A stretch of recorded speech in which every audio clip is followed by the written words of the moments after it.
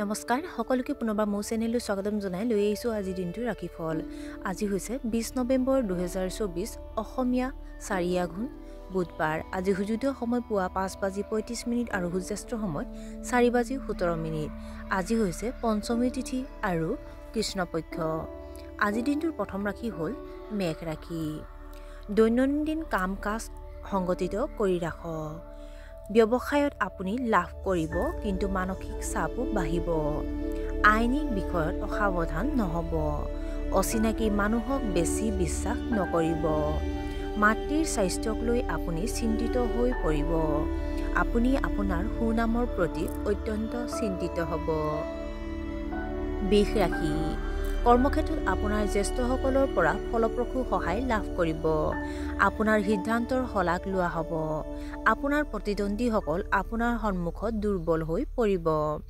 আপুনি ধৰ্মীয় কাম কাজৰ প্ৰতি বহুত আগ্ৰহ প্ৰকাশ কৰিব। আপোনাৰ কামৰ শলাগ লোৱা হ'ব। আপুনি ধৰ্মীয় আলোচনাত অংশগ্ৰহণ কৰিব পাৰে। মিথুন ৰাশি। ব্যৱসায়ত অংশীদাৰিত্ব কৰিব লাগিব পাৰে। শ্ব' অফৰ বাবে আপুনি লোকচানৰ সন্মুখীন হ'ব পাৰে। আপোনাৰ জীৱনসংগীৰ পৰামৰ্শ আপোনাৰ বাবে অতি উপকাৰী বুলি প্ৰমাণিত হ'ব। ৰাজনীতিৰ লগত জড়িতসকলে হয়তো গুৰুত্বপূৰ্ণ দায়িত্ব লাভ কৰিব। আত্মনিৰীক্ষণ কৰিব লাগিব। কৰ্কট ৰাশি। ব্যৱসায়ত হোৱা লোকচানৰ ক্ষতিপূৰণ আপুনি দিব পাৰে। কোনো উল্লেখযোগ্য কাম কৰাৰ আগতে ভালদৰে পৰিকল্পনা কৰা উচিত। ব্যৱসায়ত হয়তো বৃহৎ আৰ্থিক লাভ হ'ব পাৰে। আপোনাৰ অধীনস্থ কৰ্মচাৰীৰ কাম কাজত আপুনি সন্তুষ্ট হ'ব। ধন ধাৰে লোৱাৰ পৰা বিৰত থাকিব লাগে। সিংহ ৰাশি। জীৱনসংগীৰ স্বাস্থ্যৰ যত্ন লওক। টকা সম্পৰ্কীয় বিষয়ত আপুনি চিন্তিত হ'ব পাৰে। অচিনাকি মানুহক ধন ধাৰে দিয়াৰ পৰা বিৰত থাকক। অতি আত্মবিশ্বাসৰ বাবে আপোনাৰ কাম নষ্ট হ'ব পাৰে। আপুনি আপোনাৰ আশা অনুসৰি ব্যৱসায়ত ফলাফল লাভ কৰাত অসুবিধাৰ সন্মুখীন হ'ব পাৰে। কন্যা ৰাশি। আপোনাৰ বৈবাহিক সম্পৰ্কত মধুৰতা বাঢ়িব। সাক্ষাৎকাৰত আপুনি হয়তো বহুত সফলতা লাভ কৰিব। কৰ্মক্ষেত্ৰত আপোনাৰ পৰিকল্পনা সফল হ'ব। প্ৰতিযোগিতামূলক পৰীক্ষাৰ বাবে প্ৰস্তুতি চলোৱাসকলৰ বাবে দিনটো অতি শুভ। শিল্পৰ লগত জড়িতসকলে খ্যাতি পাব। তুলা ৰাশি। আপোনাৰ কৰ্মদক্ষতা বৃদ্ধি পাব। আপুনি ইতিবাচক শক্তিৰে ভৰি পৰিব। আপুনি আপোনাৰ ব্যৱসায়িক নীতিৰ পৰিৱৰ্তন আনিব পাৰে। আপোনাৰ সামাজিক আধিপত্য বাঢ়িব পাৰে। কথা কওঁতে কথাবোৰ নিয়ন্ত্ৰণ কৰিব লাগে। ছাত্ৰ ছাত্ৰীসকলে পঢ়া শুনাৰ প্ৰতি গুৰুত্ব দিব লাগে। বৃশ্চিক ৰাশি। আজি উচ্চপদস্থ বিষয়াই আপোনাৰ ওপৰত কৰ্মৰ চাপ বৃদ্ধি কৰিব পাৰে, কিন্তু আপুনি আপোনাৰ কামবোৰ চতুৰতাৰে সম্পন্ন কৰিব। আইনী বিবাদ নিষ্পত্তিৰ সুযোগ থাকিব। ছাত্ৰ ছাত্ৰীসকলে পঢ়া শুনাত যথেষ্ট গুৰুত্ব দিয়াৰ প্ৰয়োজন।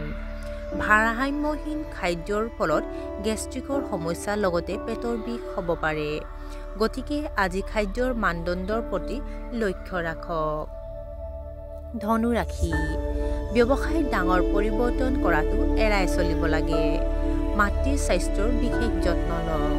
গাঁঠি আৰু নিতম্ব বিষৰ সন্দৰ্ভত কিছু সমস্যা হ'ব পাৰে। ভুল বুজাবুজিৰ বাবে সম্পৰ্কত বিসংগতি হ'ব পাৰে। আবেগেৰে কঢ়িয়াই লৈ ফুৰি সকলোৰে সন্মুখত গুৰুত্বপূৰ্ণ কথাবোৰ শ্বেয়াৰ নকৰিব। মকৰ ৰাশি। আপোনাৰ বৈবাহিক সম্পৰ্কত প্ৰেমৰ অনুভৱ বাঢ়িব।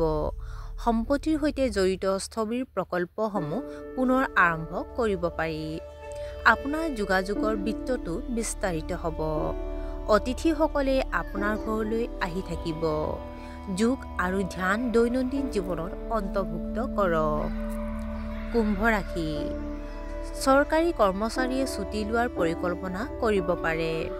পূৰ্বপুৰুষৰ সম্পত্তিৰ লগত জড়িত বিষয়বোৰ আবদ্ধ হৈ পৰিব পাৰে।